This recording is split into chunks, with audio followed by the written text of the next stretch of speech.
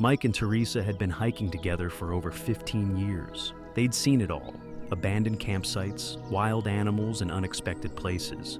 Even a few run-ins with suspicious characters that had required police involvement. But nothing could have prepared them for what they found deep in the heart of the forest that Saturday afternoon. The day had started like any other. They'd packed their gear meticulously, using their trusted checklist to ensure they didn't forget anything. Their friend Jonathan, who wasn't much of an outdoorsman, had surprised them by asking to join. He'd seemed unusually interested when they mentioned their plan to hike to the center of the forest. Mike and Teresa had no reason to doubt him, so they welcomed him along. The forest was eerily quiet as they set out. The usual chorus of birds and rustling leaves was absent, replaced by an unsettling silence. Even the trails seemed different, older, less maintained. The markings on their map didn't match the paths they were following. Teresa frowned as she checked their location on her phone, but the signal was weak. "Maybe we're not supposed to be here," she said, her voice tinged with unease. Mike shrugged. "We've never seen any signs saying it's off limits. Let's keep going." Jonathan, however, seemed oddly excited. He led the way, his determination outweighing his lack of experience. Mike and Teresa exchanged glances but said nothing. They were used to looking out for each other, and Jonathan was no exception. As they ventured deeper, the forest grew darker, the canopy above thickening until only slivers of sunlight broke through. The air felt heavier, and the silence pressed in on them. Mike couldn't shake the feeling that something was off. Even the wildlife was absent. No rabbits, no squirrels, not even the distant call of a bird. Finally, they reached the center of the forest. The trees opened up into a large clearing, sunlight streaming down in golden beams. In the middle of the clearing stood a tiny stone house, its walls covered in ivy and moss. It looked ancient, as if it had been there for decades, maybe even centuries. Mike and Teresa stopped in their tracks, staring at the structure. Jonathan, however, hurried ahead, his curiosity getting the better of him. "What is this thing?" Teresa whispered, her voice barely audible. Mike shook his head.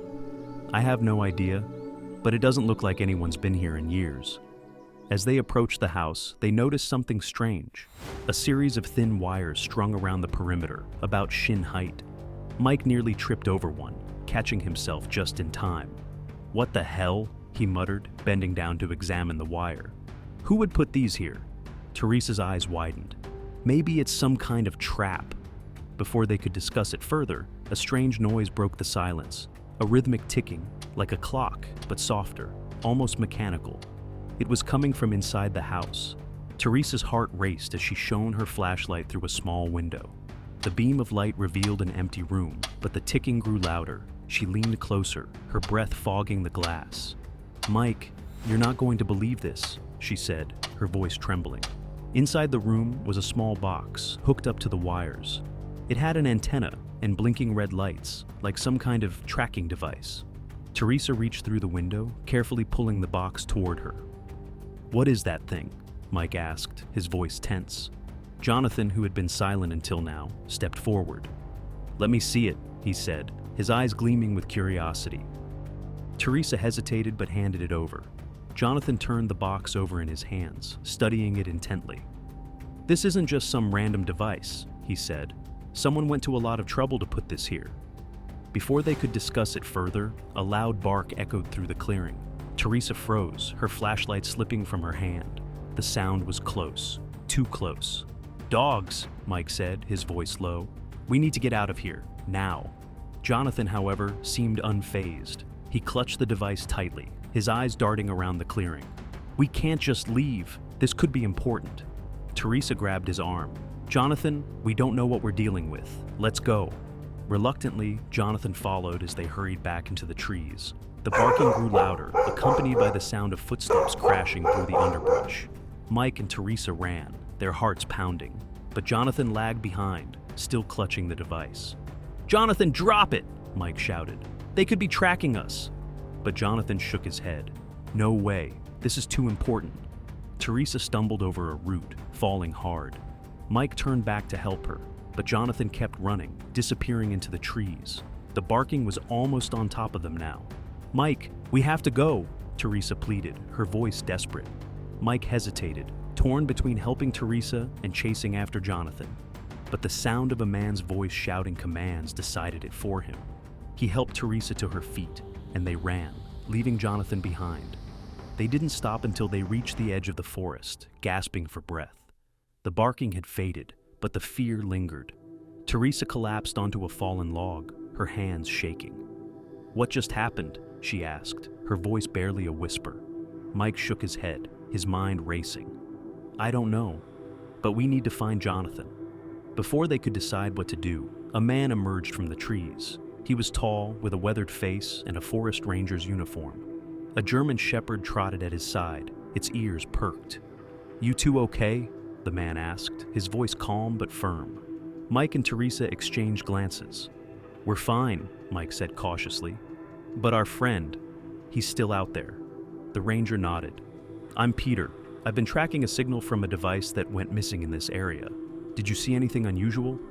Teresa hesitated, then explained what they'd found: the tiny stone house, the wires, the device.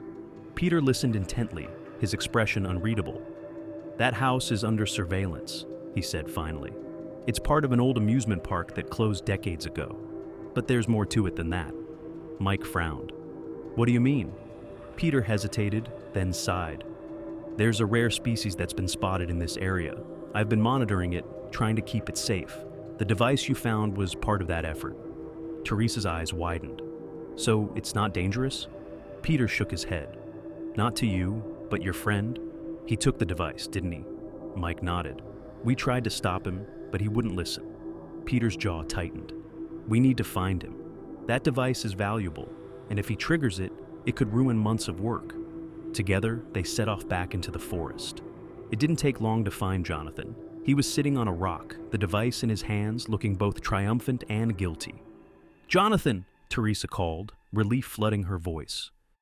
He looked up, his expression shifting to one of defiance. "I figured it out," he said. "This thing, it's not just a tracker, it's a camera. Someone's been watching that house." Peter stepped forward, his tone firm but not unkind. "That device belongs to me. It's part of a conservation effort. You need to hand it over." Jonathan hesitated, then reluctantly handed it to Peter. "I thought I'd found something big," he muttered. Peter's expression softened. "You did, just not in the way you expected." As they made their way back to the edge of the forest, Peter explained more about the tiny stone house and the rare species he was protecting. Mike and Teresa listened, their earlier fear giving way to fascination. In the weeks that followed,